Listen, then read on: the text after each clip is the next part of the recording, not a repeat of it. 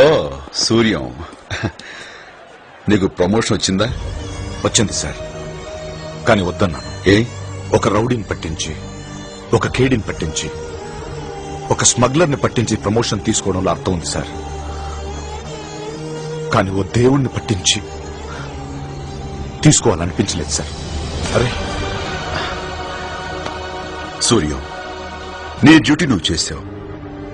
అందరూ నీలాగే సిన్సియర్ గా డ్యూటీ చేస్తే ఈ ఠాగూర్కి కోర్టు మెట్లెక్కే అవసరం ఉండేది కాదు. నువ్విలాగే నిజాయితీని నమ్ముకో.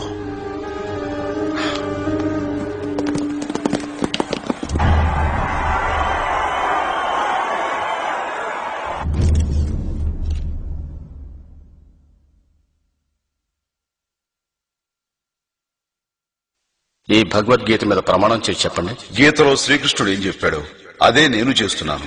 ఇంకా ఈ ప్రమాణాలు దేనికి సార్? అది కోర్టు ఆనవాయితీ. గీత మీద చేయటం మీకు ఇష్టం లేకపోతే మీ ఆత్మసాక్షిగానైనా ప్రమాణం చేయాలి. Thank you sir. నా ఆత్మసాక్షిగా చెప్తున్నాను. సొసైటీలో జరిగే అన్యాయాలు చూడలేకే ఏసీఎఫ్ ని స్థాపించాను.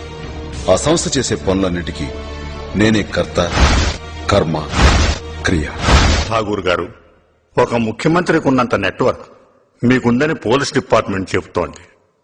ఇంత మేధస్సు ఉండి, అంతమంది ఫాలోయర్స్ ఉండి ఈ మార్గాన్ని ఎందుకు ఎంచుకున్నారు? కొన్ని సంవత్సరాల క్రితం పేరు మోసిన క్రిమినల్ లాయర్ శేషగిరిరావు మిమ్మల్ని జూనియర్ గా చేర్చుకోవడానికి 5,000 లంచం అడిగితే ఉన్న ఒక్క ఇల్లు అమ్మి లంచం ఇచ్చి కన్న కూతురి పెళ్లి చేయలేక కుమిలి చనిపోయారు మీ నాన్నగారు.